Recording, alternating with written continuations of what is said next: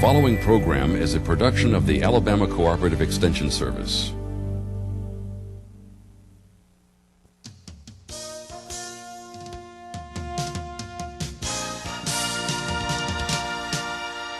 Are you playing tag with harmful bacteria? Could be. This kitchen may look spotless, but it's a veritable playground for microorganisms that can make your family really sick. Food preparation areas need to be kept scrupulously clean, and that doesn't only apply to home kitchens. Kids and dogs don't run in and out of restaurant kitchens. Nevertheless, those same bacteria are lurking, just waiting to tag an innocent customer. There are some simple precautions that need to be taken to prevent foodborne illness. First of all, as in the home, the kitchen and everything in it, including the workers, should be kept as clean as possible. Workers' hands are perfect vehicles for carrying organisms that are too tiny to see from one place to another. That's why each worker should wash his or her hands with soap and hot water after touching food items.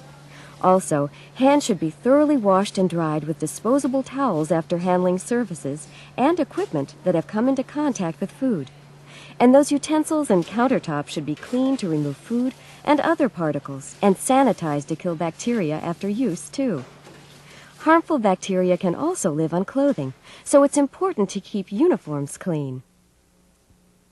If rule number 1 is keep clean, rule number 2 is keep hot food hot and cold food cold. Bacteria thrive in temperatures between 40 and 140 degrees Fahrenheit. In fact, this temperature range has been called the danger zone. To prevent the growth and spread of bacteria, food must be kept either cooler than 40 degrees or hotter than 140 degrees. Here are some tips to help avoid the danger zone. Thaw food in the refrigerator or in the sink under continuously cold running water. If you thaw food in the sink, keep the food inside a watertight plastic bag. If you've thawed frozen food in the refrigerator, don't leave it out on the counter before cooking. Instead, move it quickly from the refrigerator to the stove. Finally, cook and serve food at temperatures above 140 degrees. High food temperatures reached in boiling, baking, frying, and roasting kill most food poisoning bacteria and toxins.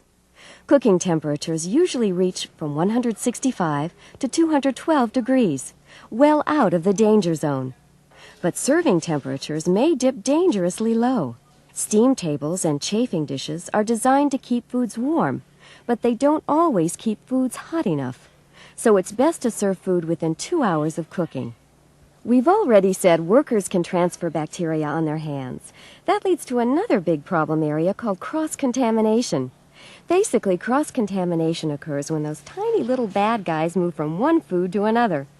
Not only can human hands do a good moving job, utensils and equipment too can spread bacteria around.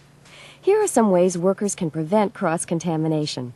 Store raw products such as meat and poultry on the lower shelves of the refrigerator. This will prevent juices from these foods from dripping onto other items. Use separate work areas for raw and cooked foods. Keep them as far apart as possible to keep cooked foods from picking up bacteria from uncooked foods. As soon as you use utensils, cutting boards, or work surfaces, wash, rinse, and sanitize them.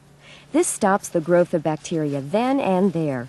And of course, workers shouldn't forget to change gloves and thoroughly wash hands after handling raw food or anything that has touched raw food.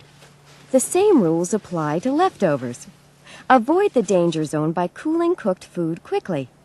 This keeps dangerous bacteria and other microorganisms from multiplying. It helps to use small, flat containers, no more than 4 inches in height, to store cooked food. Before they're refrigerated, these containers should be carefully marked with the name of the product and the date and time it was cooked.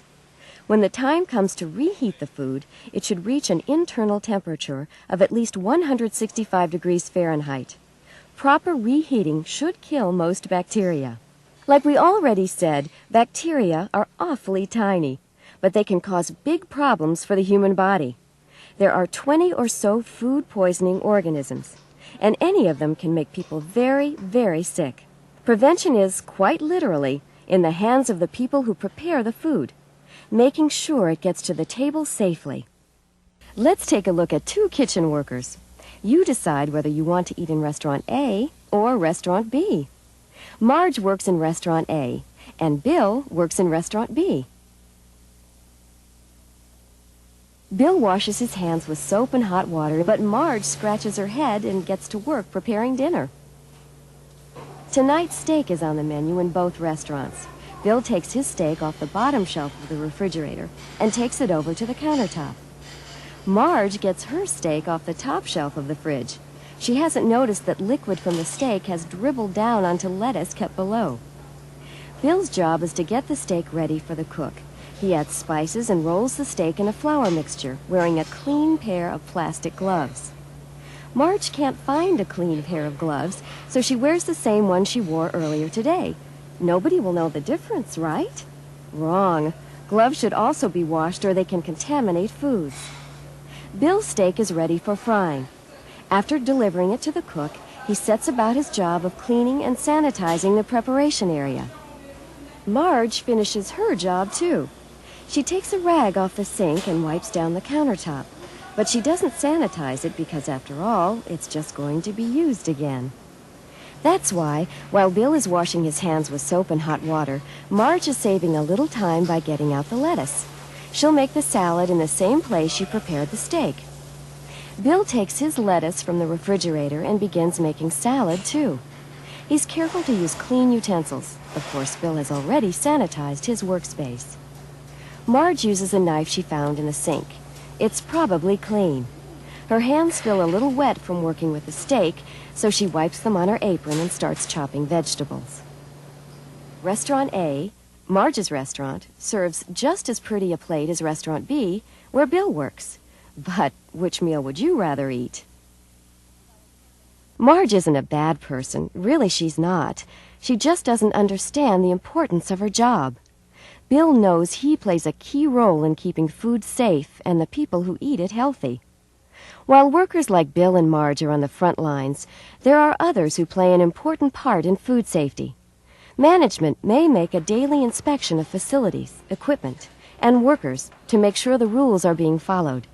The local health inspector may be around, inspecting or helping the business develop a good sanitation program. Remember, these little guys are always waiting around, hoping you'll do something wrong so they can go to work. Their business is making people sick.